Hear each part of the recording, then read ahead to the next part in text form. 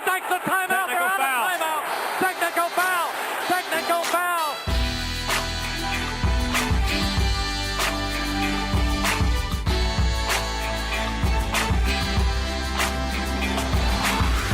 It's Monday night. It's about 8:30 p.m. here in Los Angeles. That would make it 11:30 p.m. for those of you on the East Coast. We just got done watching Florida State. We're going to get to that in a second. First, sitting across from me, you can find him on the twitter.com machine at Tate Frazier. He is the handsome host of GM Street. He cheats on me every week with Mike Lombardi, hosts that podcast. What's going on? I don't watch the NFL anymore. But I heard that the Vikings are good. I used to be a Vikings fan, and this is perfect that like as soon as I get out of the NFL, the Vikings are going to win the Super Bowl. I'm a polygamous podcast host. I move around and I bounce around. I'm basically the Mormon of podcasts. I will say this: the Vikings are great. This is too much football talk. Make it quick. Go. Yeah, Vikings are all right. Okay, that's all. Great's all right. Yeah, they're doing well. Things are happening. This is too much Stephon Diggs talk. is being Stephon Diggs. Case Keenum being Case Keenum. Oh, you know? okay. Yeah, That makes do you total get it sense. now? Do you understand that? Now I completely understand it. My name's Mark Titus. You can find me at Club Trillion if that's your thing on Twitter. .com. Thank you so much to those of you who keep subscribing, telling your friends, reviewing, all that sort of thing. We're having a ton of fun doing these podcasts. We hope you guys are too. I want to open up the show tape by first explaining something that I don't think we've explained well enough, and that is why your swear words get bleeped out, but mine do not. I love that every show we have to explain something that we do. We always have to explain something, and it's one of the more recent pods. I dropped an F-bomb accidentally. I didn't mean to. Sorry, Mom. Sorry, Miss Titus and Mr. Titus. And in then, your nice retirement home facility, having to listen to this filth. And then you had every swear word of yours bleeped out. So do you want to explain why is it that you get bleeped out? I thought it was because you're not 18 yet, and you're not allowed to cuss. Yes. Therefore, finally got my driver's license. Actually, my permit, I should say. No, the reason I do not cuss is because. Well, you do cuss. We just bleep it out. Yeah. I swear I don't curse. Basically, where I'm from. Bible Belt, North Carolina. Beautiful place. Went to church my whole life. My mom, my dad, everyone in my family listens. And you think you're my better than me? idol is Dean Smith. He never cursed. Never cussed in his life. Ever. And I like to say that I'm the Dean Smith of podcasting. He copied off John Wooden. B, do you think you're better than me? Is that what you're trying to say? Yes, is that the exactly. point you're getting to? Yes, that's what I'm saying. All right, so that's not... That sums it up. That's not as good of a story as I was hoping. But there's a story, people. I don't know. I wanted a better The story is I than don't that. want to disappoint my mom. There you go. Unlike you. You know who does not care about disappointing their mom? Mick Cronin and JP Macura. Boy, I was going to say that Let's could go dive- so many different ways. Wow.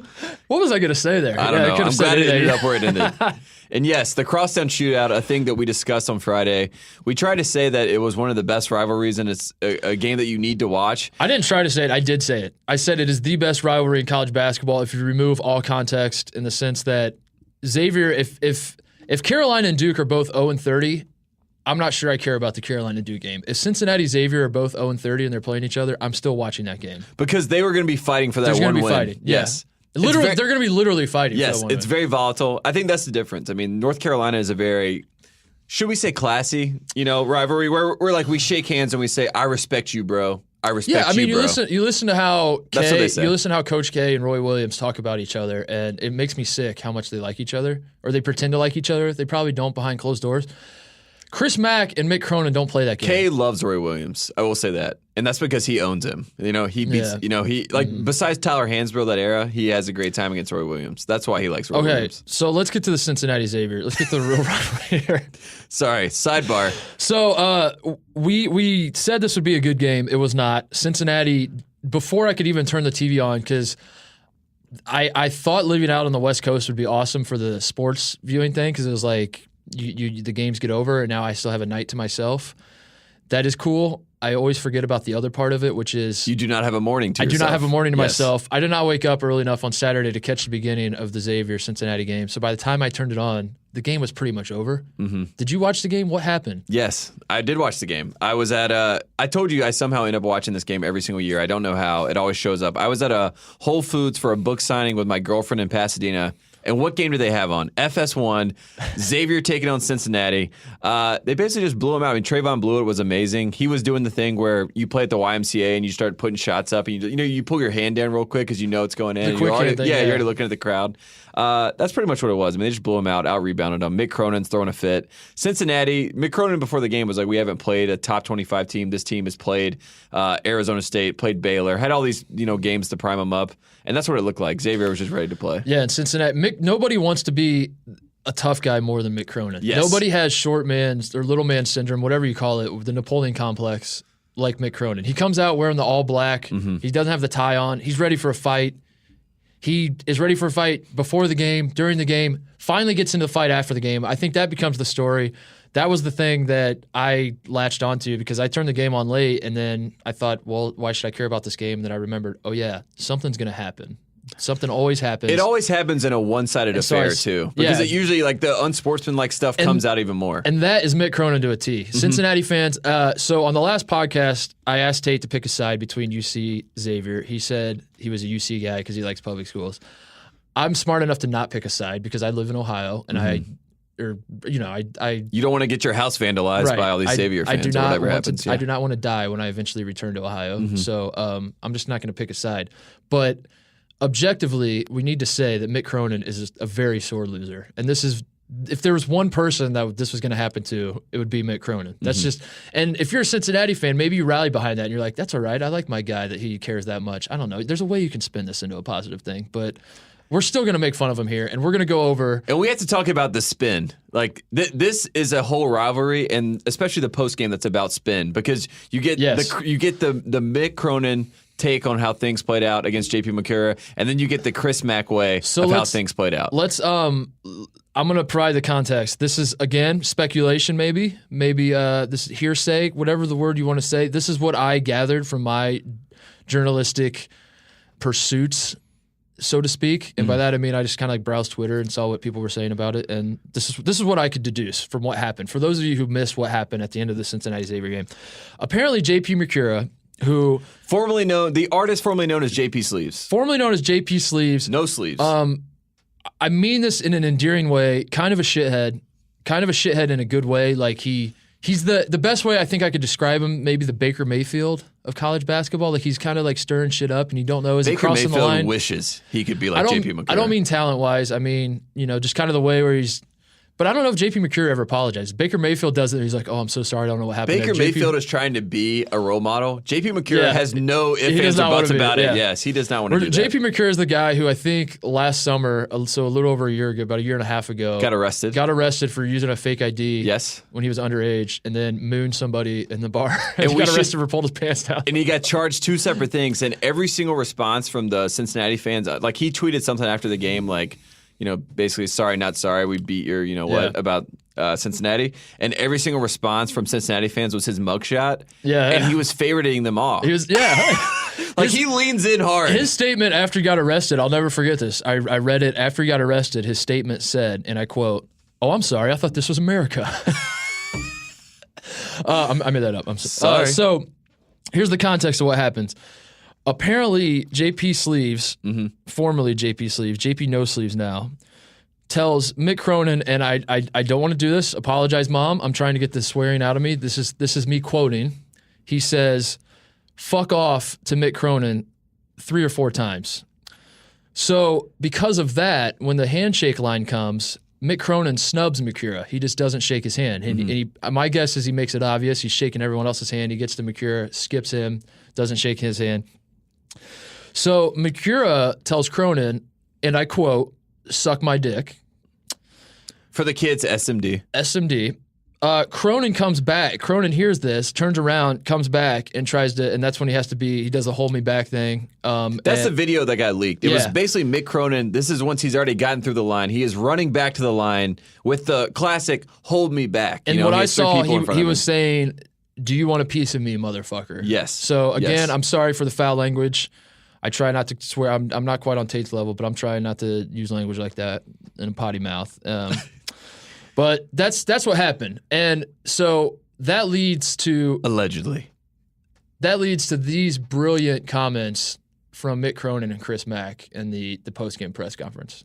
Yeah, I've never had a kid tell me to F off 3 times before. And during the game and after the game. You know who it was. Same guy it always is every game. Did you guys? 15 years I've been a head coach. Okay, 5 years with Hugs, 2 with Coach Patino. I've never seen anything like it. Will you guys talk afterwards or talk again? There's nothing to talk about. Where I come from, there's nothing to talk about. And if he was playing for me, he wouldn't play. He wouldn't play for me. Mick Cronin, there's nothing to talk about. Where I come from, there's nothing to talk about. And we should say, Titus, he comes from Cincinnati. So if anyone will understand where he comes from, it would be all those reporters in the room who most likely live in Cincinnati. I'm glad you caught that, because this was my favorite part of the comments, was that he's explaining to a room of Cincinnati people, after just playing a Cincinnati team, as the coach of Cincinnati, where I come from, this is how we think. That was cool. This was in character for Mick Cronin. Yes. And he got to the podium first. So he goes from, I'm running back to yell at JP Macura, you want a piece of me, to straight to the media room, to this moment, and he's ready to go. And he's like, you know who it is. So it's implicit that we all know it's Macura. He's already had problems with him before. He wants this moment to be the case because, let's be honest, he just got blown out in this big rivalry game. The best way to spin this thing is they have a classless player on their team, and we're Cincinnati, and I would never put up with such an act. But here's the thing. As it turns out, according to Chris Mack, Mick Cronin would put up with such a thing. Let's take a listen. I know one thing. The narrative is not going to be J.P. Macura and Mick Cronin. It's not going to be the narrative. Because there are 2 sides to the story. There are 2 sides to the story. There was a reason that their coach was issued a technical in the game. There's a reason for that. I know that reason because the official told me what happened. So I'm not going to have the narrative be anything other than us playing better than Cincinnati and beating Cincinnati today. Beating. As far as he would never play on my team, I'm going to go back to 2009 and 2010 when I was the head coach. And Lance Stevenson in front of me, right in front of me, called me the N-word 3 times and said, F you. After the game, guess what I did? I shook his hand. That's it. That's it. There is no narrative. There is no narrative. We won. There is no narrative, Mark Titus. I became a huge Chris Mack fan after this. He handled this absolutely perfectly. Just like any Skip Prosser disciple would. Love Chris Mack. So Chris Mack, he defends his guy. He doesn't necessarily call out Cronin. I didn't think he was like very confrontational towards Cronin necessarily. It was more of just a defensive. He went high. Yeah. Cronin went for a low blow, basically being like, this kid is a bad kid and he's a bad egg and he's representing your program. And Chris Mack was like, I'm bigger than this. But he didn't go too high. That's the thing. That's the other move. Is like a lot of coaches would have just said, I don't want to be involved in this. All I know is our kids played hard tonight and we got the win, and they would just leave it at that. So he still defends his guy. But and I know Cincinnati fans probably thought Chris Mack sounded, his comments were uncalled for. I like the second beat. Like he takes a second, it was like, and beat Cincinnati today, and then goes, beat. Yeah. Just like the second to make sure that you know. But it was in character for both coaches. I don't think I have a problem with Cronin saying what he did. I think this is very much in character for him. Nothing he said was particularly bad, because I think the way you look at what happened and your first gut reaction is Cronin is an adult and JP Sleeves is a kid, and it's not right for an adult to yell at a kid, and there's probably a little truth to that. But he's not a kid. JP Sleeves, he's pulling his asshole. What he's saying. He's pulling his asshole out of bars. Like, this kid knows what he's doing. He knows what he's saying. Tell people to S his D. I mean, this isn't. I don't know. It's not like you don't. This isn't an 8th grade basketball game. So I don't really have a problem with Cronin.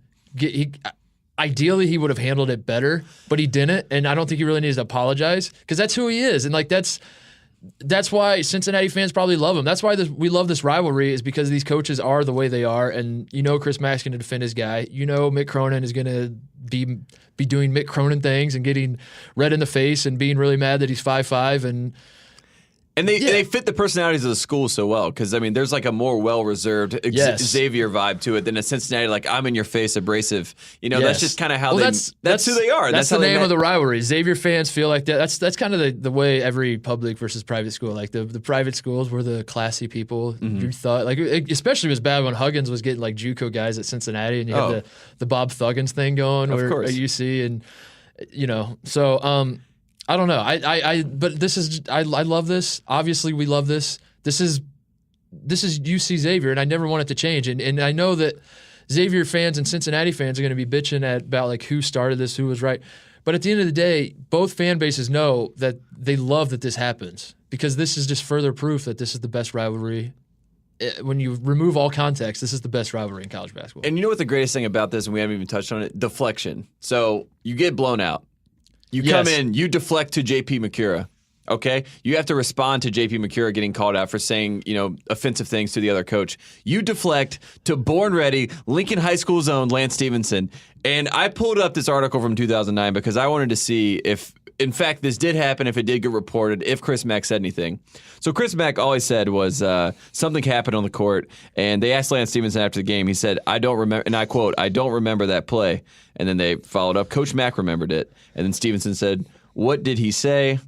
And then that you were talking to him, the Xavier players heard you too.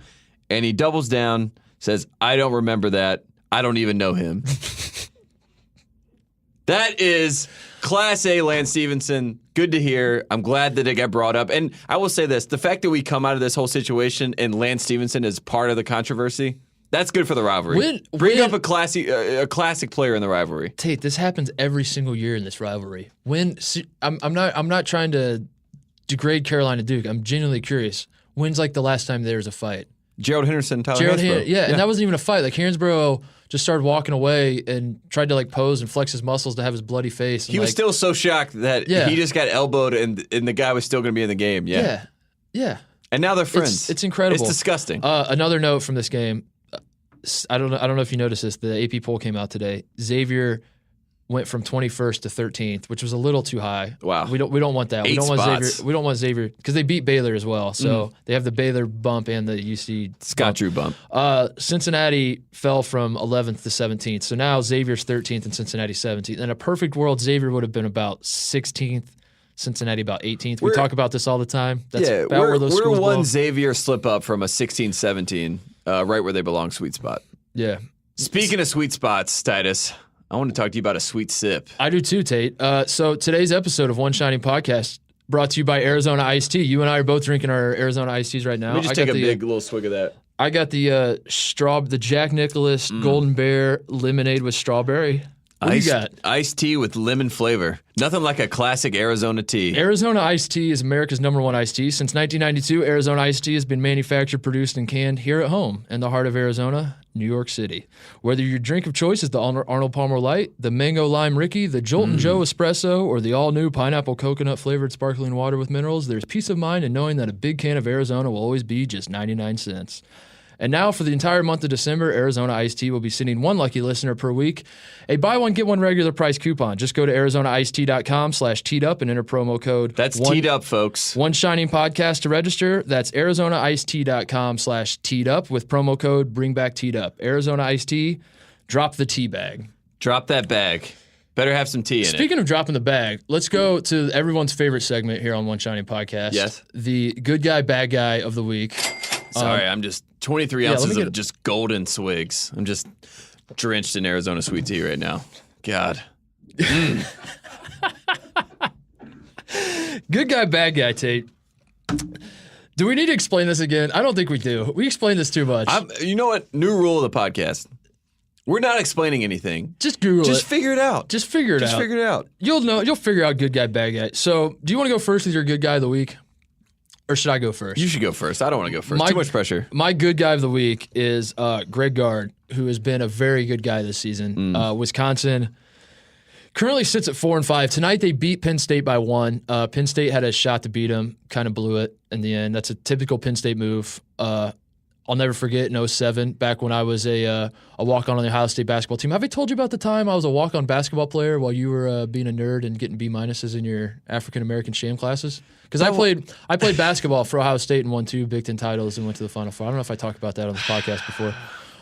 Never heard of it. Penn State had a shot to beat us at the buzzer against like the number 1 team in the country, and they missed it. So that's kind of the Penn State thing. Anyway, Wisconsin. Are we lost. sure that's their thing?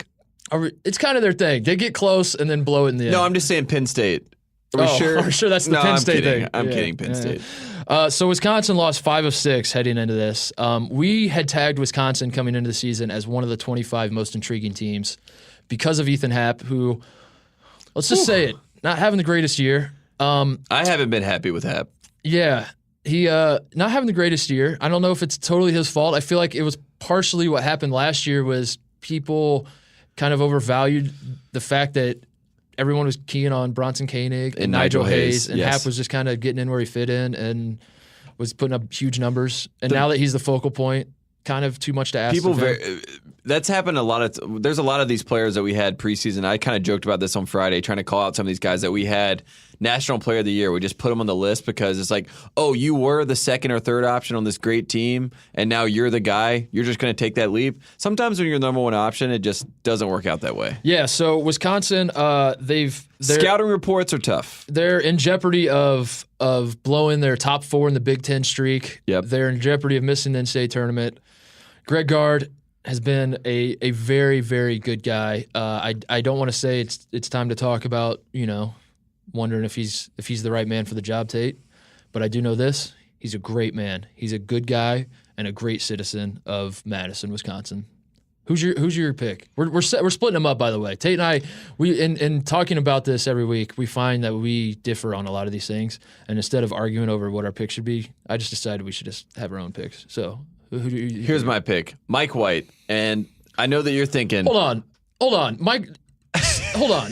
So you're picking Mike White, who yes, who has his team ranked 5th in the country, coming off the Elite 8. Hey, I'm going to change that to had.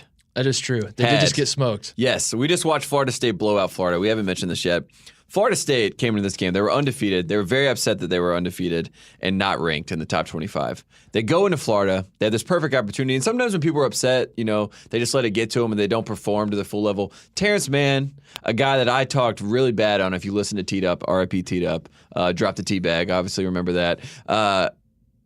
It was a man, and I know his name is Man, that I picked on. You're trying to think of the best pun there. No, I was just trying to think about what I should say about Terrence Mann because I was so mean to him last year because he had Isaac, Bacon, Rattan Mays, and the guy just shot all the time. Mm-hmm. And in this game against Florida, before the game, I'm like, Terrence Mann is just going to chuck up a bunch of shots. And Florida's going to blow him out. Turns out he made those shots, Titus. And when you make shots, you win games. And that's why Mike White is my good guy of the week. And it has nothing to do with the fact that I'm still upset that he lost to Duke. No, here's why Mike White is. I'm going to explain this to listeners who haven't connected the dots yet. Mike White is going to be coaching at Duke in 10 years. Mike Krzyzewski's going to retire. Capel's going to get the job. Capel's going to suck. First off, Coach K's not retiring. He's dying on the sideline. Capel's going to get fired, and then Mike White, whose father is athletic director of Duke, is going to get the job. Kevin White, yes. So I'm seeing right through this bullshit with you, Tate. You are just getting ahead of the story and hating Mike White now. So that way, when he becomes Duke's coach, you can point back to this moment in time right here and say, I've always been on Mike White's case. I haven't liked him since 2017 since the Teed Up days. Since the Teed Up days. All the way back then. I remember you guys. Florida did get smoked tonight. As it turns out, basing your entire strategy on just kind of a run and gun jump shooting thing in college isn't necessarily sustainable. This was my fear. I said this in all seriousness after the Duke loss, after we watched Florida in the PK80, and everyone comes out of the PK80 saying Florida is the most exciting team. And I said to you, this is this year's UCLA. Yep. Because exciting teams are exciting, but do exciting teams always win? And sometimes you have to make shots. Florida did not make shots. They got destroyed on the boards tonight, and they were not hitting shots. Offensive rebounds for Florida State. I think it also just showed that Florida State is the ACC. I mean, I joke about being an ACC homer all the time. They have 5 teams in the top 15. Florida State wasn't even ranked going to this game. They're going to be ranked now, obviously. Yeah. I don't know how high they should be ranked. I mean, I know one game. It's really hard to tell Yeah. because they're undefeated. That's what makes preseason rankings so 7-0, weird. Because yeah. if you really want to, I guarantee you this next poll, I guess I don't want to guarantee you, but I feel like Florida is still going to be ranked higher than Florida State. Let's say in the Florida next will poll. probably be 9. Yeah, like and that, Florida 8 or State will 9. be like 17. And it makes no damn sense because Florida State is undefeated and just beat the hell out of Florida on their home floor. I don't get it. It's sort of like Notre Dame being 3 spots behind Wichita State, even though we watched them play each other. And Notre Dame beat the them. polls. So if I'm Florida, Rankings don't matter. You know what? I'm going to justify this. I'm going to pull out. This is a good game for Florida to pull out the old bad matchup excuse. I've Yes. talked about this before. That sometimes with these games, this is the equivalent of the what the coaches do is they say they just throw the film away. We're just going to throw the film away for this one. We're not even going to watch it. This one doesn't count. We were so bad. That might be more of a football move. It's very counterintuitive because if you get blown out, you would probably want to watch it. Yeah. But that's what the Like, coach what went says. wrong? So what the media would say, the way to spin it if you're a media member, so like if you're a Florida homer and you're really upset, you just say it's a bad matchup. You're just like, listen, we still have a great team. We just ran into a bad matchup. Or you do the missed shots thing. That's another good one. Hudson's not making shots tonight. You do that. My dad loves doing this, by the way. You go, you do the numbers where you're like, let's see here. We lost by 15. So if we make 3 more threes and they miss 3 more threes, we win the game. Yeah, same That's game. all- We it's the missed same 7 game. free throws, All Titus. Are you kidding me? All we had to do was make a couple more shots. They miss a couple shots. We're talking a different ball game here. And then if all else fails, Tate, you just throw your hands up and you say, listen, it's basketball. It's basketball. It's a game of chance. No one knows what's going to happen. It's basketball. And then everyone's like, oh yeah, it's a good point. I didn't think about that. It is basketball. These guys are legends. So your good guy is Mike White. I feel like that's premature. But And it's honestly because I didn't have, like, there's no one that really stood out to me as a good guy. There's no one that's, like, on the poll. And I just watched. What about Andy Enfield? USC is low key sliding. They get blown out by Texas A&M. He gets an honorable mention. But let me just tell you this: if Andy Enfield gets fired from USC, nobody's writing he's a good guy. That's true. And that's Yeah, why no one's there's a certain class of guys that can't be good guys when the FBI's around. That's true. So how about bad guy? Bad guy is Mike Dunleavy, Sr. And I know what you're thinking. Oh my God, Mike Dunleavy still has a coaching job? Why won't that guy just finally go away? We've seen so much of Mike Dunleavy Sr. How is he still around? Well, folks, he's in New Orleans, he's at Tulane, and he's still coaching basketball. Wait, what? Wait, what? Yes, he is still coaching basketball somehow, somewhere. He has now co-opted the color. This is the whole reason. He's co-opted the color of Carolina blue. He has these freakish athletes on his team. This guy, Frazier, the third on his team, had one of the most ridiculous dunks I've ever seen. And then I find out he's a 6'5". Like Draft Express has this whole profile on him, but he was the best prospect in the game. And this is his second year at Tulane. All these Interesting. articles before the Carolina game were like, Tulane's really turned the whole program around. Yeah, because they were like the worst program in the country not that long ago. And Mark Titus, I'm just going to throw this to you. What is Tulane? It's a private university. You don't even have to answer. And you know what you can do with private universities? Oh, I know exactly what you can do. You can do the Duke basketball way, which is drop in the bag. drop a bag. And the man's dropping bags, obviously. He's got some nice suits on. He looks very happy. He said he just loves the game. That's why he's back. Does he still have the greasy hair? He's got like. Oh no, he's gone. He just Okay. he went 'Cause shaved. The one thing I remember about Mike Dunleavy was that he was basically bald and he had like 6 hairs on his head, yet he still found a way to make those 6 hairs look really greasy. Oh, that's Is also that the fair? Duke way. Is that a fair assessment? Absolutely. You're pulling up a picture No, of him? I'm pulling up a picture of him. Let me see it. This is the old Mike Dunleavy when Yes, he has he like- literally 3 hairs he at like the top of slicks his it head. back. You're like, what are you doing, Mike? Yeah, Donald Sterling fired him because he wouldn't wear a wig. This is Mike Dunleavy Sr. now. He's fully bald. In a weird way, I think I like the slick back guy better. I agree, but I will say this about Mike Dunleavy like- Sr. I do like the He's got Dunleavys. is that pinstripe suit? Oh, That's the mark of a bad guy. That is the mark of a bad guy, the pinstripe suit. how do you feel about this? Like, there's a lot of guys like Dana Holgerson. I remember this at West Virginia. He went to West Virginia, but he had this whole Johnny Cash mentality where, like, I wear black, so he doesn't wear the school colors. I don't you know like what You know, like Dunleavy doesn't wear green. He wears blue suits, and then he says it's because of the wave. And it's like, ridiculous. no, Mike Dunleavy Sr., I don't care where you coach. I don't care where you played. Yeah, I don't care if you coach Zach Randolph in the Clippers. I don't care. Stop telling me. That was what an you can excuse wear. he came up with at the moment. Like as soon as someone asked him, he was like, because of waves. Yeah, that's why. I don't like it. I don't like it. Pinstripes are the mark, of a bad guy, and the little pocket handkerchief. If your basketball coach has that, there are 3 giveaways. I'm working my way through this. If he has the slick back hair, so the more product he puts in his hair, the more of a bad guy he is. What do you show him? Oh, Tate's showing me a picture of Mike Sr. and Mike Jr. hugging or something. Hugging would be the kind word. That looks disgusting. So here are the tells that your coach is a bad guy. If he has the slick back hair, the more product in his hair, the more of a bad guy he is. Steve Lavin. Let me just tell you this. If there was anyone that I would love to be our third co-host, it would be Steve Lavin. Steve Lavin, if you're out there, Steve. We love Steve Lavin, but let's be honest. He was the prototypical. He had the look of the bad guy. Steve Lavin's the guy that's like, I got a 2007 Camry, fully loaded, ready to sell you on the lot. And you're like, I'm convinced I'm going to have to buy this car or I'm never going to be able to leave. The pinstripes give it away as well, and then the handkerchief in the pocket. Because you don't need that if you're a basketball coach. We don't need that out there. And anyone that's going to quote Michael Corleone at any point. And I feel like that's where we're at with Mike Dunleavy or Steve Lavin. I just thought some Villanova fan's going to call me out for that and say, well, what about Jay Wright? He's well dressed. But what the thing about Jay Wright's hair is that it's not completely, it's pushed up. Pushed up is like, I'm thinking about dropping the bag, but I don't have to because I get good kids. Right. My bad guy is Mark Few of Gonzaga. Now, I'm going to have to explain This is a bit. controversial pick, folks. This is a little controversial. Mark Few. Picking on the mid-majors, Mark Titus. Gonzaga's doing just a little too well for my liking. That's the problem. Gonzaga, we have neglected to talk about Gonzaga. I'm going to spin this and say that this is actually a compliment to say that he's a bad guy, but you kind of start connecting some dots here, Tate. He's the only guy that's getting all these foreign recruits. You got Killian Tilly, who I watched this man play basketball last year. He was not good. I'm watching this man play basketball this year. He's very good. I'm not really sure what happened. I'm not really sure how Mark Few continues to find these guys.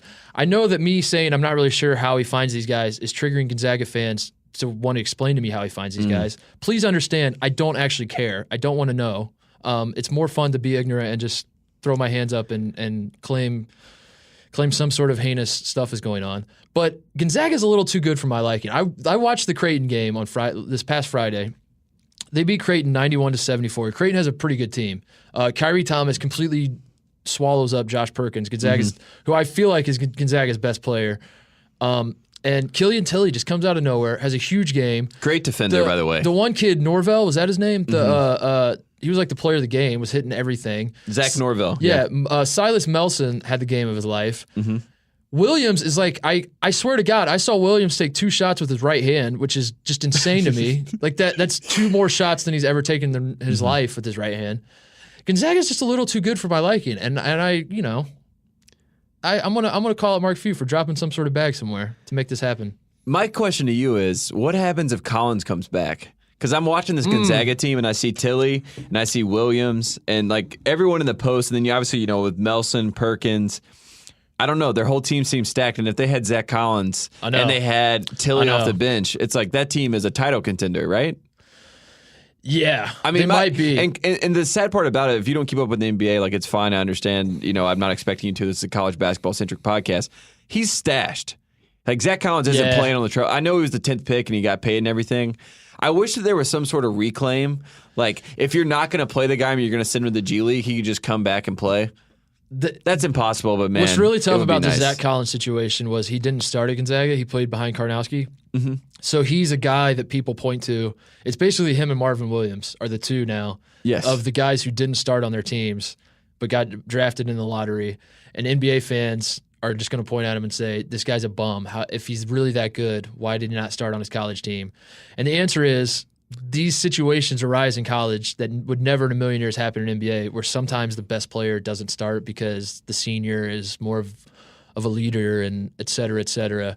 And that would never happen in the NBA, where it's like, well, we're going to start this 38-year-old because he's more of a leader. We're going to start him over the 21-year-old who's trying to find his way. The only way that happens is if his name's Andre Miller. Yeah, right. They'll start Andre Miller no matter what. And like Jameer Nelson is the new Andre Miller. They're just like, we'll just put him out there. We'll see what happens. If Collins came back, Gonzaga would be. I mean, the thing is, they already have a really good team. Perkins is better than I remember because Williams Goss kind of ran the show last year. Like Perkins was always the sidekick. Melson was always the sidekick.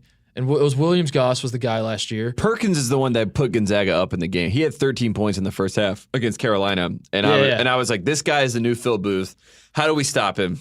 And then he just, thank God, Williams Goss was like, it's my game. Yeah. Time to take over. Yeah, that's kind of the hot take of the title game is what would have happened when Williams Goss, he rolled his ankle, right? Mm-hmm. If when he rolled his ankle, he just sat the rest of the game out and Perkins ran the show. Or how about this? What would have happened if maybe Norvell came in? If the refs wouldn't call a foul on Zach Collins every time he farted on a Carolina player, and they were assigning him flagrant fouls and fouled him out of the game in 10 minutes of play. I just can't believe he hacked so What much. if maybe that if he started, he'd learn how to play defense. So Mark Few, my bad guy of the week, his only loss on the season at the time. When it happened, and it might not even be that bad now, but at the time, his only loss is a double overtime loss to Florida, which seemed like that was a great game. An hour before we recorded this, that was really, really good. That was the only loss you have is a double overtime in Florida. Now that Florida just got destroyed by Florida State, but Florida State's going to shock some people, I think. Yeah. I just want to say the whole point you brought up the bag. It's like you got this freshman from France who I haven't seen yet, Joe Ayayi, not Ajayi, Ayayi. They have a guy from Japan, Rui Hachimura, who's a sophomore. They have, obviously, we mentioned Killian Tilly, but they're going all over the place. Yeah, this is their thing. They get they're getting kids from Simeon. Yeah, they had the Canadian pipeline for a while. They have St. Mary's gets the Australia. That's why no one cares about St. Mary's Gonzaga beyond the reason that they're both small schools on the West Coast. But Larson's from Denmark. Yeah, this is like the FIBA U21 tournament when St. Mary's plays Gonzaga. That's another reason people don't really care. But yeah, Gonzaga, I don't understand it. At least St. Mary's they got the Australian thing. So theoretically, there's just one coach down in Australia that they build a relationship with. But what the hell's going on with Gonzaga? My question to you is when you're recruiting a kid in Bordeaux, France, and you're going up to him, and he's like, "What does it look like in Washington?" And you're like, showing him pictures of New York City, and then you take him to Spokane, and they're like, "You're playing basketball. No, this is what it is." Are they excited? I don't think that's how it goes. I think the kid goes, "What does it look like in Spokane?" And the coach just doesn't say anything. He's like, "I don't know. I've never looked." He drops the duffel bag and just walks away. Says, "I'll call you tomorrow." He says it looks pretty green to me. Yeah, it looks green. Hey-o. So yeah, what other games do we need to talk about? Wichita State, Baylor. Did you watch that one? You said on this podcast, and I quote, "Wichita State, I am done. You are a bunch of bums. Don't bother me with your bullshit." These are all quotes, folks. Don't bother me with your bullshit basketball team again. Feel free to pull them. I never want to see them play basketball again. But I didn't say that about Scott Drew because I always want to see him coach. I watched I probably watched the last 8 minutes of the second half. I didn't get to watch the whole game. It was a good win for Wichita, obviously. So, I'm not sold on Wichita as a title contender, and it has nothing to do with this Baylor game. I think it was a great win for them. It was a quality win. It's going to help them with seeding. I like that they play these games. I'm going to back you up on this. I actually like Wichita's team, but I think the branding of Wichita State is way off on this team, and they pretend like they're still the play angry team, the Van Vliet and Ron Baker and the Clay Anthony or that era of guys. The original era, yeah. 2014 this isn't guys. When I'm watching these guys play Baylor, they don't have the angry edge, which is not a bad thing, but it's just this isn't that. They just have a good basketball team. I don't know how else to explain it. Shamet is a good player. Shaman, I mean. Landry Shamet. Connor Frankamp was hitting shots. That was awesome. He's good when he makes threes. Not so much when he doesn't make threes, but he's hitting shots. Shaq Morris is a good player. They got good players on the team, but then they try to package it as this underdog, playing angry.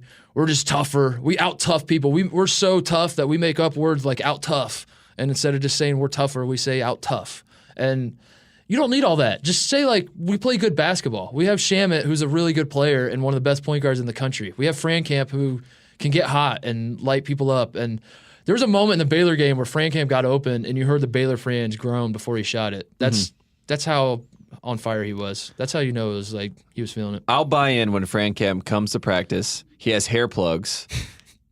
He's gone full OBJ hair. And then I'll be like, man, I don't know. Watch out for Frankamp. That's going to be a run. But Wichita State doesn't need – I mean, I don't. They don't need us to back them. They're getting all the publicity. Yeah. Yeah. If they were ranked number 24 in the country and we were watching these guys and we were like, these guys are a legitimate team. They need to be in the top 15. Then that's a different argument. I'm just saying, for whatever reason, they are sunk in the sand in the top 10 no matter what happens. I'm sick of this song and dance of just like they're pretending that they just have a good You're not the basketball little guy. team. Now that you're in the American, you're no longer the little guy. That's Yes. fine. You're a good basketball team. You're going to prove it over the course of the season. But they don't play angry. They weren't like initiating they weren't being aggressive on defense and like getting in Baylor's face defensively, like and kind of getting physical and.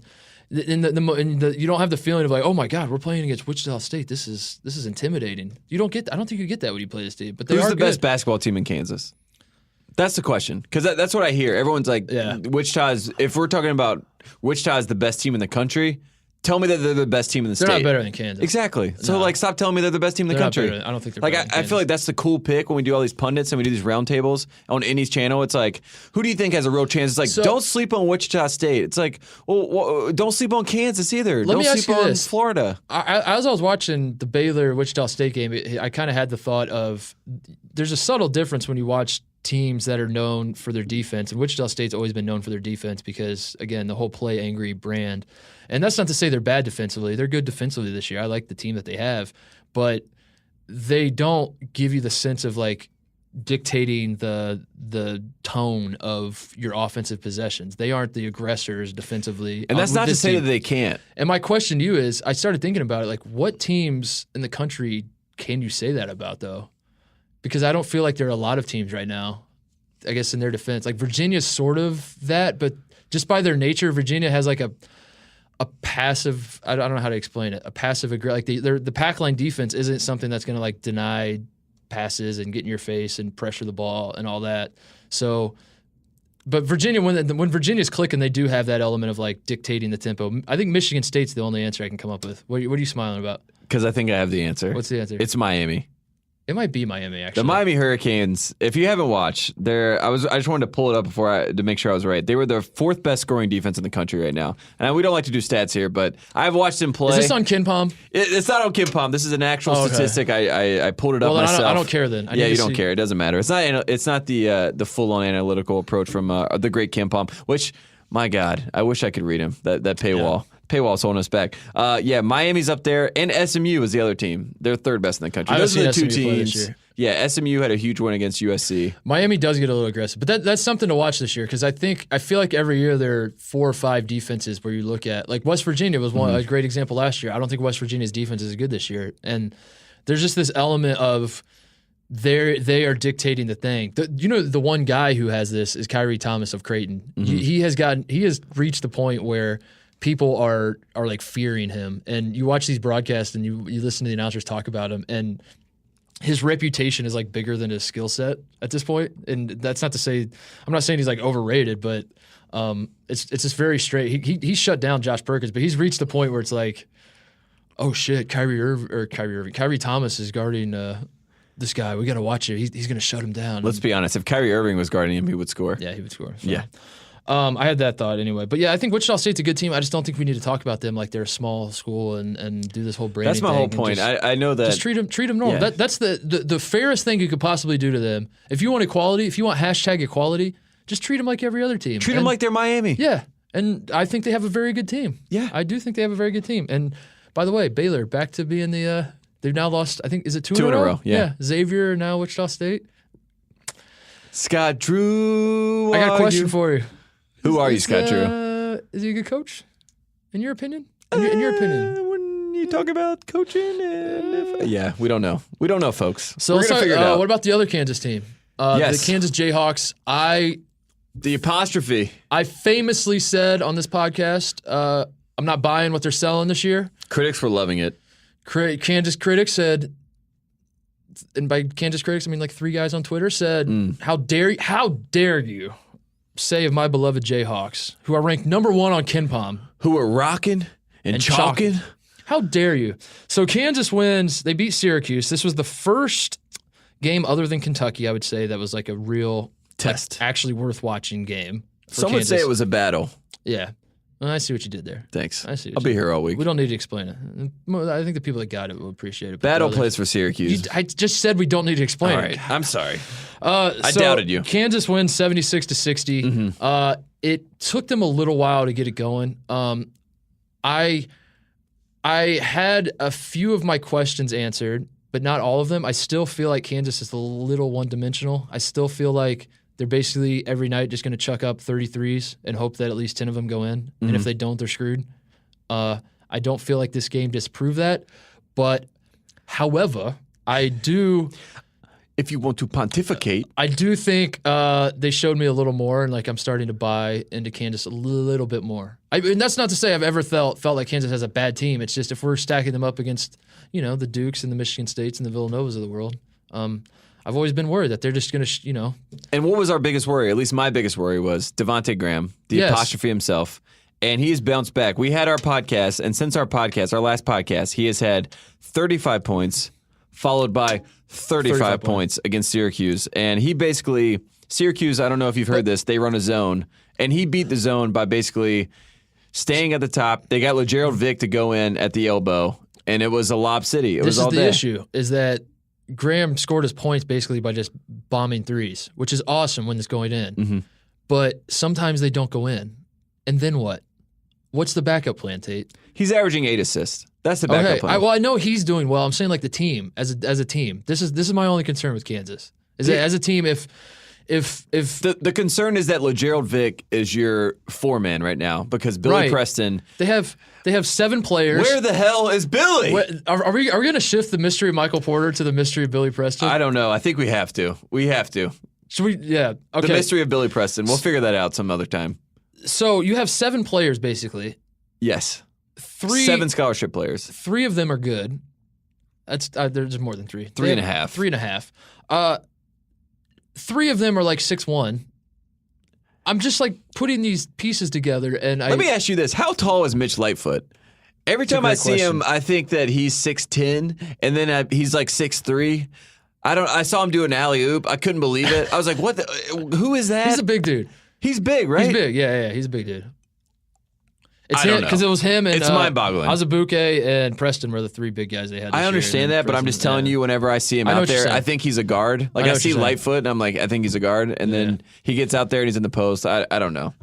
So Kansas, I watched all this game, by the way. They have a ton of great, a ton of fun. I mean this seriously. I love Bill Self's 2-3 zone sets. I felt like Kansas had great set plays against the zone and not great offense against the zone somehow. Like if they were running set plays, it looked awesome. When they were like just trying to figure it out, it became just kind of passive, like the windshield wiper thing, where you're just wiping the ball around the arc. Completely outcoached and then Jim Jack Boeheim. But Self ran enough set plays and got guys in the right position. Yeah, it worked well. And LiAngelo Vick had the greatest alley-oop of the season. I don't know if Self, by the way, let's walk that back. Did Self really outcoach Boeheim, or is this it's not about the X's and O's, it's about the Jimmies and Joes here, Tate?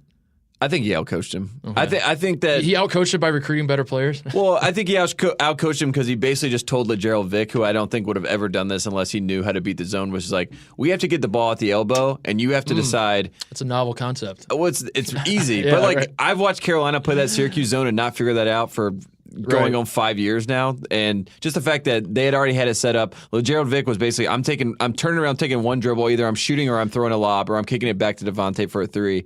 It's like the triple option. I wasn't making fun of you, by the way. I'm making fun of. It still blows my mind how people haven't figured out how to beat the zone. That some people don't realize that all it is a high post and short corners. Like that's how you beat every zone ever. I don't know, but it's the only time that you talking about is Michael Carter Williams because he's so long. That's why he was. I don't want to get into it because people don't want to hear about Michael Carter Williams, but he was the greatest, the perfect Syracuse guy at the top of that zone. So a couple other games I want to talk about just briefly. I thought this was funny. First of all, Alabama lost to Central Florida.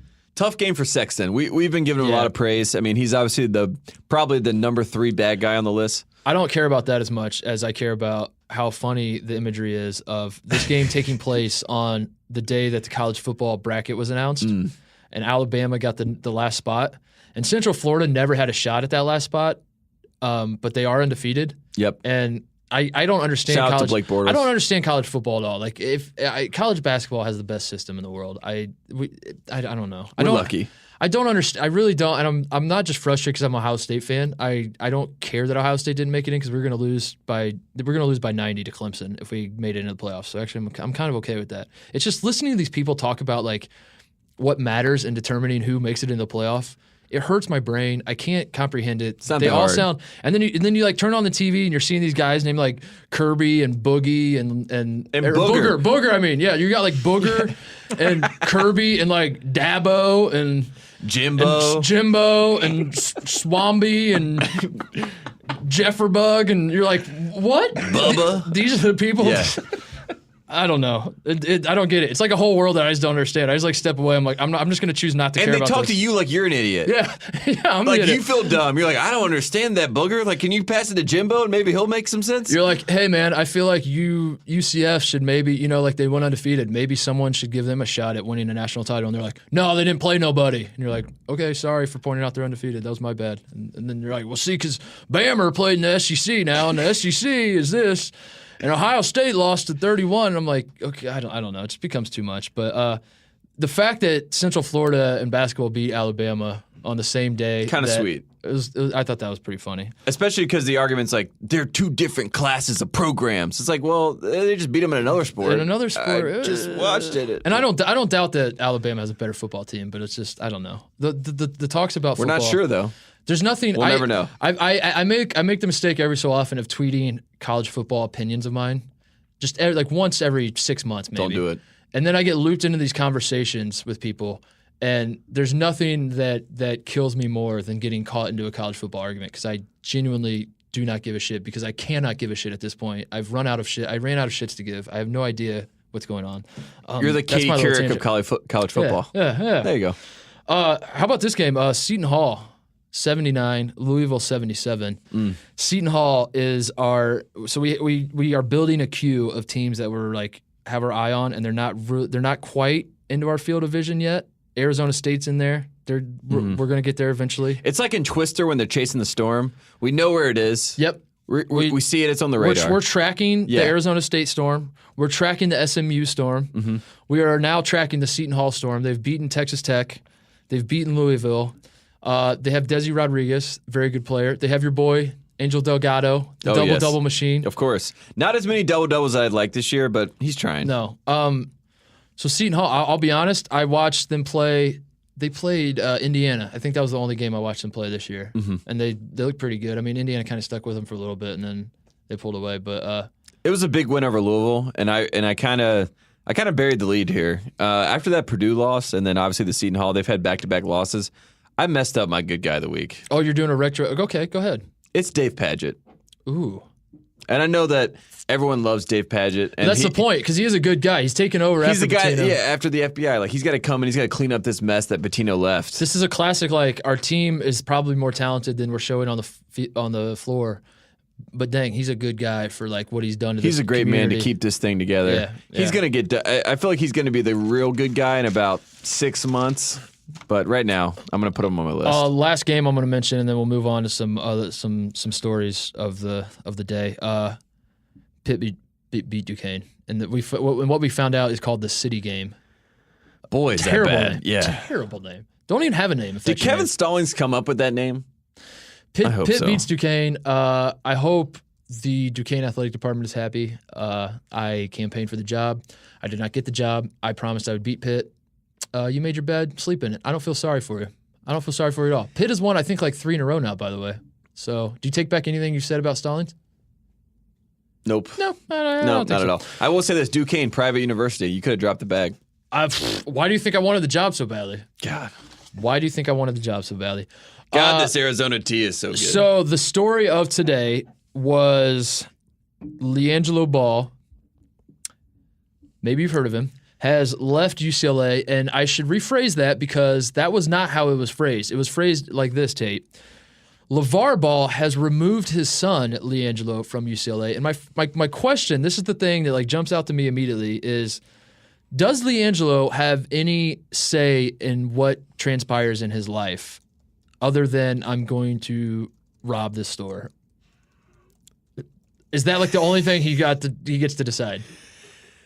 Because like what other guy? I mean, like, have you ever heard of this before? I mean, the Connor Frankamp thing. I brought that up before. That people always say his dad was the reason that he left Kansas. LeVar Ball lives by idioms and adages that he makes up on his own, and he has taken from other places. One of my favorites is speak it into existence. He said Lonzo was going to be the number 2 pick and go to the Lakers. It happened, folks. He spoke it into existence. This time, he said, I'm going to take my ball and I'm going to go home. Oh, that's a good joke, Tate. And he's going to go pick up his own son, his LiAngelo ball, take him home. His middle ball. Train him. He takes in his the middle LeVar ball. Ball School of Basketball, the school that has never wavered, that has never been questioned by any NBA franchise other than all 31 other. Every single franchise. And I said 31 because like I just wanted to throw in a Chinese, like the Beijing Ducks probably questioned it at some point. This guy is unbelievable. I can't believe that he doesn't want his kid to go to UCLA. And you know why? He said, why would I have the best shooter on the team sitting on the bench when he should be starting?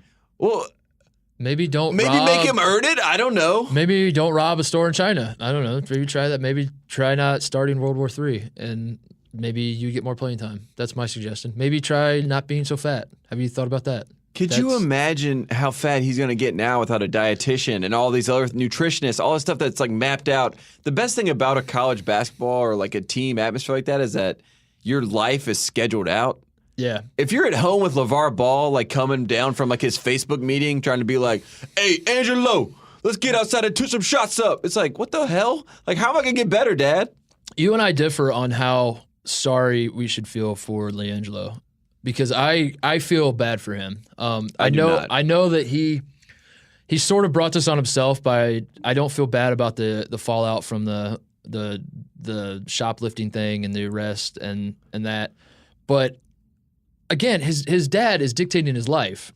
And what is he going to do? He's not getting drafted by any NBA teams. I saw that was the move. Was a lot of the reporters would, like Jeff Goodman, I saw doing. I think Woj was doing it, where they reach out to all their NBA scouts that they know, and then they tweet like talk to some scouts around the league and ask them what they think about LiAngelo. Buzz about LiAngelo, late second round pick. Yeah. All of them said no, it's not happening. He's not going. He has literally no shot at the NBA. Like it's even if the shoplifting thing doesn't happen, he's not a good basketball player. There was hope, maybe, I guess, that he was going to go to China. Like that, I think that may have been I think my theory was always that he was going to go to UCLA for a year. He was going to get pulled out and then like go to China or one of those overseas things and try to build a big baller brand over there somehow, which I still don't think that would have worked, because the Chinese leagues, you only get like 2 Americans on each team. Mm-hmm. And they're not they have a cap. Yeah, they're not going to waste it on LiAngelo Ball. He certainly can't go to China now after what he did there. Yeah, he got extradited from the country. Yeah. China is like the league where it's like still kind of respectable, but the competition sucks and you can kind of be good. He's not going to go to like any of the relevant leagues. He's going to be playing in Iraq with Marshall Henderson. That's his destiny if he wants to be a professional basketball player. Yeah. So do you feel bad for him at all? No, I don't. Why not? Because he's a part of a brand. His brother is going to have to carry him. He is the middle child. I mean, it's always been tough for the middle kids. Always. I think LaMelo. I think what this really hurts, and it almost. I'm a middle kid, by the way. So I'm not buying that. It wasn't tough for me. Well, it usually is. My dad was the middle kid. He always told me it was tough. Oh, well, I'm the middle kid. You know, if it's not tough for me, then obviously it's not tough for anyone else. I'm just saying, LiAngelo was obviously the one that was never, pegged as the NBA player anyway. I think the best thing that this opens up is that the UCLA relationship that we worried about. We were worried that the UCLA basketball program with Alford is tied to the Ball brand. Yeah. I think that this has now severed that tie. I don't think LaMelo is going to go to UCLA. I mean, I could be wrong about this. I just think it severs the whole deal. Steve Alford, I'm trying to think how to phrase this. Steve Alford got rid of his balls and in the process finally got some balls. Think about that. He's like the Lance Armstrong of coaching. Balls. He got some balls by letting his balls go. Yeah, but you're absolutely right. Like this was the concern, was that it was pretty obvious. I mean, Andy Enfield tried to do this with Bagley. Andy Enfield offered Marvin Bagley and every Bagley for the next 30 years, scholarships at USC just to get No Marvin lie, Bagley. I was at the Drew League with Marvin Bagley. His mom, his dad was very nice. His mom, they were at the game to watch Marvin. He had his 3 little brothers with him. One of them, Mark Titus, had to be 5 years old. And I was told that the whole family was offered to play basketball, a full scholarship at USC to get Marvin Bagley. It's a great idea when... That is dropping the bag. That's dropping the bag big time. It's a great idea when when the Lonzo Ball or the Marvin Bagley is playing on your team and doing great things, and it's exciting and it's fun. 5 years later, when the shitty guy is now on your team and you're still paying for that price, not quite as fun. So it's kind of like the holiday experiment, with the whole UCLA thing. Even though Aaron's good. Let's move on to another fun story that you love talking about, Chris Collins. I don't know if you saw this. Northwestern plays at Purdue. Chris Collins. So what happens? Derek Pardon apparently gets elbowed by Isaac Haas.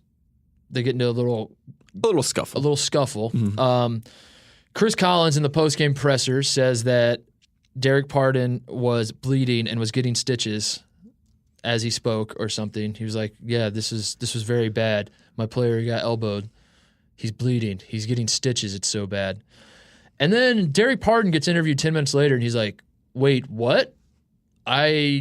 Not only am I not getting stitches, I'm not even bleeding." So, Tate Frazier, you always have a spin on the Chris Collins situation. You're always ahead of whatever's happening with Chris Collins. What move is this? What is he pulling out of his bag by doing this? This is the separate but equal incident clause in the Chris Collins contract, which is, yes, there could be a wrong that occurred, but there was another wrong, and 2 wrongs don't make a right, and both of our guys are struggling right now. The way that it was set up without Pardon being back, getting stitched up, is we're in a situation where Isaac Haas has gotten wrecked by my player, Derek Pardon, and he is not taking any shots, so therefore he is the one in the wrong.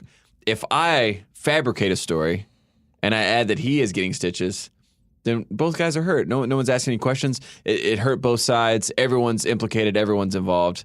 So basically, it's a way to lessen the blow. It's a mind game. It's a narrative. It's kind of what Mick Cronin did. You bring up the other guy. You kind of just like muddy the waters. You're like, there's some stuff going on here. We did lose, because I should mention Northwestern lost the game. Does he pull this move if Northwestern wins? Absolutely not. You know what he talks about? I'm glad I got back on good terms with myself. I know I'm a better coach than I have been the past few games, and I'm glad to get back out there and get this team righted. You know who's not talking about himself right now? Chris Collins. He's talking about a lot of other things. Interesting. Still a good guy. Another coach you love. I don't know if you saw this either. Patrick Ewing is undefeated. Yes. We that is not the surprise. Georgetown has, I think, literally the worst schedule in the country. I'm pretty sure Georgetown played up the road at like a LA Fitness and beat a team. It was just a pickup game. I think they have the number one easiest schedule in the country. 351st. However, they are undefeated, and in the eyes of at least one AP voter, that is enough for them to be in the top 25.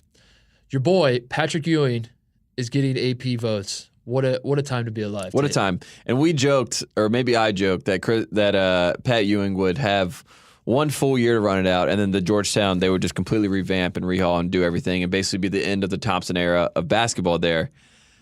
But I don't want it to end. I want the old Big East to be there, and I want Pat Ewing. I love the old Big East. You bringing it up just made me think of this. Do you remember when those old Big East games when like Syracuse and Georgetown would just, oh my God. Do you remember those games? Yeah. Like we talk about Cincinnati Xavier. I mean, you want to see some fights. You want to see some men being men. That's when men were men, was the old Big East. That's Jim Boeheim's rivalry. Oh my God. Do you remember like the St. John's game? Like those St. John's teams back in the day in the Garden? In the Garden, like you go on any night, like it gets cold out in New York City, right? And like on a Tuesday in January, you go to the Garden to watch St. John's. You step into that jungle. Oh my God, it's over. You might as well not even try to win. It can't be done, Tate. It can't be done. It can't be done. Some games to watch this week. God, I love the old Big East. Love the old Big East. I just got lost in thought. I got goosebumps. I need to take a swig of my Arizona. I got to go watch tea. Mitch Richmond highlights for the next hour before I can get over this whole thing. Some games to watch this week. Tuesday, Villanova Gonzaga. That is the game of the week. Gonzaga is in New York. In New York City, in the Garden, where they played the old Big. Oh my God, it all comes full circle. Gonzaga is always great in the Garden. Are they? Yes. Do we have historical proof for this? Yes, I was at a game in 2008. Josh Heitfeld Oh, so you said tore up North Carolina. Is this a one-time? Okay, there it is. That's okay. Continue your thought. Well, Tore him up. You said that they're always great in the Garden. No. Is there more than one time? No, or is I've it seen them twice. I saw them in 2003 against going North into the Carolina. 2004 season. Against North Carolina? I don't think they played North Carolina. They're on the other side of the bracket, but I did see the whole Georgia Tech team. This is when they had Cincher, that whole squad, BJ Elder. We all saw them at the NBA store, and Luke Cincher was picking out his uniform. Very great. Very cool. You're the guy who, after the Weber State beat North Carolina in that tournament in the 90s, in the NCAA tournament in the 90s, you're probably, like 3 years later, you're probably like, yeah, Weber State always has a great team. Always has a great team. Have you ever heard of Dame Lillard? That is true. Yeah. There's a Weber State. Weber State. It's Weber State. Yeah. It's not Chris Webber's team. But it's doesn't Bruce Weber have I'm confused. Bruce Weber is 1B, Chris Webber is 2 Bs, and Weber Lonzo State. Ball is 3 Bs. So Villanova's playing Gonzaga. It's going to be a good game. It is going to be a good game. Yes. Villanova, we both feel, if they're not, I feel like they're the second best team in the country. You feel like they're the best team in the country. Gonzaga's going to win. I kind of think Gonzaga's going to win. I think Gonzaga is. I love the Garden. Gonzaga's cooking right now. Gonzaga. The question for me is, does Villanova have the horses, the big guys, to hang with Gonzaga? They're going to foul Spellman out, and it's going to. I really love Tilly this. and Williams. I love Tilly and Williams. Williams is great. Very underrated. So that's 7 Eastern on ESPN. Also at 7 Eastern on ESPNU is Virginia versus West Virginia. Kyle Guy. Can't say enough good things about him. West Virginia, not quite as good as what we hoped, but they are sort of still hovering as like a decent team. They're gonna bounce back in the Big 12. Who's the youngest guy on West Virginia? If you just had to guess their age, I mean, I would say 26. Yeah, 20 definitely. Yeah, it's mid-20s. Also Tuesday night, Texas A&M plays Arizona and Phoenix, and everyone's kind of counted out Arizona, but Raleigh Hawkins is back, and this is going to be a classic case of Arizona if they can pull out this win, which is going to be a great game because Texas A&M has probably the second best front court in the country behind Duke, maybe the best if you want to get crazy with it and say like or make the depth argument. Maybe say like Marcus Bolden kind of drags Duke down, and maybe that makes Texas A&M better, but. Like, just to give you an idea. I'm going to say Michigan State has the best in the country. And I know that's not popular. It's all right. I'll keep it to myself. I don't like that. I don't like that call. Michigan State, I'll give you number 3 for Nick that. Ward. I'm very underrated. But Nick Ward and Jackson are like basically one player. You have to like morph them into one player because they both play about half the game. And they're not. But I see what you're saying. Yeah, they're probably number 3. Point is, Texas A&M has a great front court. Yes. Arizona has a great big man in DeAndre Ayton. I thought you were going to say great bag man. Yeah, great bag man. They have fallen off, obviously. They lost 3 in a row in the Bahamas. People are counting them out. But this is a classic case of Raleigh Hawkins is back. Arizona, if they can pull out this win, get hot, this start winning some games. This is Alonzo Trier, 31 points. They win the game. And then what happens is you do the thing where you say, well, this is our full team. Those games in the Bahamas don't count. We didn't have Raleigh Hawkins. Since he's come back, we're a completely different team. Give us our 1 seed that we deserve. Yeah. So we can go to the Elite 8. And finally lose. And lose again. So, isn't this what happened last year with UCLA? Didn't like Trier come back at UCLA? Yes. That was like his first game back. It was a huge game. Kobe yes. Simmons was killing that game, and then that kind of started. We were supposed to be at that game. Yeah, we were. What happened? People forget. Yeah, what happened? We didn't have Arizona iced tea dropping the bag to pay for us. Oh man, sweet game, sweet taste. God, this is great. The great thing about 23 ounces is it lasts the entire recording of the pod. You know what I mean? You don't run out. It's a great number. Another game Thursday, Iowa at Iowa State. Probably don't care. Both teams aren't that good, but this game it's at Iowa State.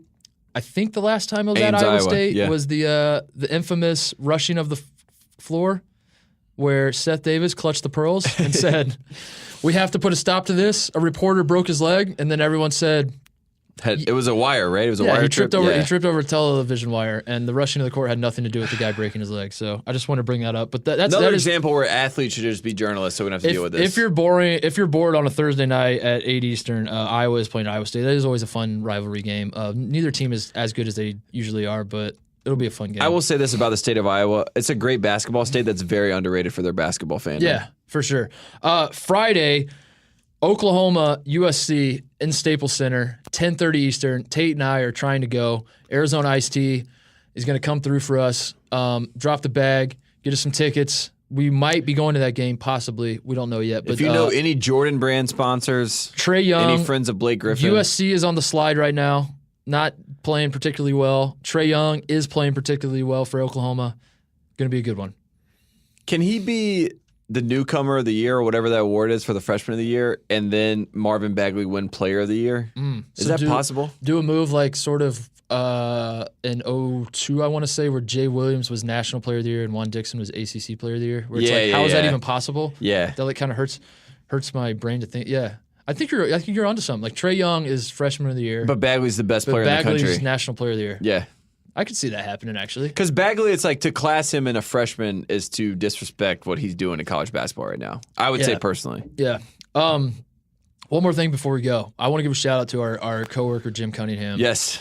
Producer Jim Cunningham. Producer, yeah. He produced this pod he produced the Teed Up for like a day and a half one time. He's a fill-in. He was a stand-in. So our buddy Jim, he works here at the Ringer. Awesome dude. One of the funniest guys I've ever met in my life. He does a show Tate and I went to called Tom Gun Live. We didn't mispronounce that. Tom Gun. It's called Tom Gun Live. Tom Cruise centric, but it's basically Top Gun. Plays it all out. We do a couple little sketches about sketches. So the whole show is that they basically act out the entire movie Top Gun, but they do it in a very shitty, hilarious way. And with a group of guys, a lot of them from Wilmington, North Carolina, a beautiful place, a beautiful town that used to make movies and magic happen. Yeah. It was a very fun show. So I'm going to give him a plug and say, if you live in the Los Angeles area, look up Tom Gun Live because it's a great show. I'm not saying this because we work with him, because God knows if it was a bad show, I would make fun of Jim to his face and not say anything about it. But it was an awesome show. It was hilarious. They picked Producer Kyle was there with us. We had a whole crew. They picked somebody out of the audience, and you get to be Tom Cruise. That you get to play the Tom Cruise Maverick role. Jim, our buddy, our coworker, plays Iceman.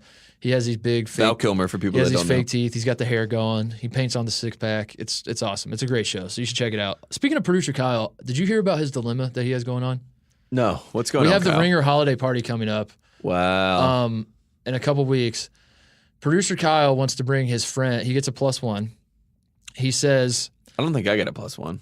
I don't think I did either, by the way. You know that I don't know if I got invited. I'm going to put this out there. I did not get invited to the Christmas party last year, nor was I told that it was going to be outside in freezing degree weather, so I went in a normal sweater. Oh my God, this is the terrible. big secret about LA is that it's not as warm out here as what you think it is. It's cold, folks. It's actually kind of cold. I've been wearing. It's 45 degrees. You should see what I packed at the place I'm staying. I have this huge bag of tank tops and short shorts. Mark Titus looks like a Beach Boy reject if you look at his whole thing. Yeah, I brought two sweatshirts for like 3 months of living out here, and it's not going well. It's not going well at all. It gets a little colder at night than I anticipated. Ask some questions. Anyway, producer Kyle gets a +1 to the Ringer party. Yes, and he asked me. He goes, "Do you think it would be okay if I brought a friend with my +1?" And I said, "What kind of question is that?" And he goes, "Well, I think everyone else is bringing their wives or girlfriends or a date or something.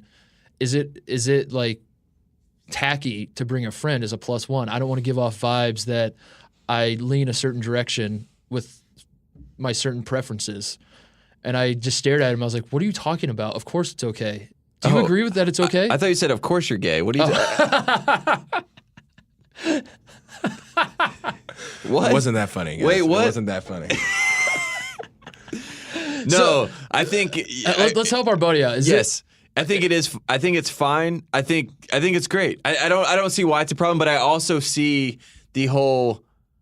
I can see the dilemma that comes into play with someone who feels the other way about it. No, there's no other way. This to me screamed of another difference between you coastal elites out here in Los Angeles and the real salt of the earth people, my people in the Midwest. You bring a +1, that means +1 person. It doesn't mean like whoever you bring, we're going to assume that you're having sex with that person. No one does that. Who does that? You get to bring one person. I've brought my brother to +1 things. I brought my dad to +1 things. Could bring the shucker. You could bring anyone. The shucker. Larry David brings his shucker. I don't know. I didn't see this as a problem, but I just thought this was another. I had the misunderstanding. If those of you have listened to the pod, I had the misunderstanding with the steak dinner and the LA thing, and I'm like learning how life in Los Angeles If you have any advice for producer Kyle on what he should do, I mean, just let us know because we want to help Kyle out. Kyle, I mean, do you have Basically, anything? Kyle just wants to. Yeah. He has a good friend. He's like, I am not seeing anybody right now. I'm a single man. I would rather bring my good buddy here and have fun at this And party have with my fun. friend. And I Yeah. see no problem in this. But he doesn't want to be judged. Well, and it's also this weird thing. If you have a date and you're at a +1 and it's a first date, it's like not only do I have to cater to you and what you're about, now I have to introduce you to my whole first world. date. Oh, First date, definitely do not do that. Exactly. That's all I'm going to say is exactly. Do not do a first that's date. terrible. First date would be very bad, and it sounds like it's going to have to be a first date if it's a woman because Kyle's single, right? So yeah, just bring a dude. I don't see the problem. I don't know. Plus, if I brought a date, she would have witnessed everyone asking who I am. And I don't want people to know that. Yeah, they're like, listen to the Bill Simmons podcast. The guy has bed bugs and Doesn't have a car. he has none of that. He's a great producer, Kyle. We have your back. We'll figure out the answer. But I just wanted to pose the question to you, because it was very confusing to me. So It's anyway, a LA thing. We'll be back Friday. Are we coming back? We're going to the game Friday though. How are we going to do this? We're going to do it. We're going to record Friday afternoon and then go to the USC Oklahoma. God, I didn't even think about that. Yeah, we'll be back Friday with the pod. So thank you so much for listening. Subscribe if you haven't already. Tell your friends if you haven't already. Find some friends if you haven't already to tell. Have friends. Or They can be your +1 to parties. right? Yes. 5-star reviews. If you love the podcast, please hit us up on Twitter, because Tate and I, we only ever hear from the people that hate us. It'd be nice, sometimes if you're like, hey, excellent Like the point. show. That was a great take you had. Yeah. Or hey, Tate, you No, can in do all- better. I'm going to be serious. In all seriousness, we love interacting with people. We love seeing feedback. That's if you haven't picked up on it by now, we just love having fun about talking about college basketball. So if you do too, send us something. We probably won't respond to your tweet, but we'll favorite it or whatever and say like, hey, And I if read you really I like liked this it. podcast, go over to your phone right now, open up the JJ Redick podcast, and there's a little button there. And if you've already subscribed, hit unsubscribe, and then go back to the main page and go down to charts and then find One Shine Podcast and hit subscribe. This and is maybe really, give us a rating. This is driving Tate nuts that JJ Redick is ranked higher than him. Come on, people. But, Help us out. Yeah, so if you love the podcast, let us know. If you don't, his Twitter handle is @Tate Let him know, and he'll be able to handle your complaints. this all tea you is want. good. So thank you to Arizona Iced Tea for dropping the bag. Until next time, save the crew. I don't think anyone can save them. Cut that, Kyle.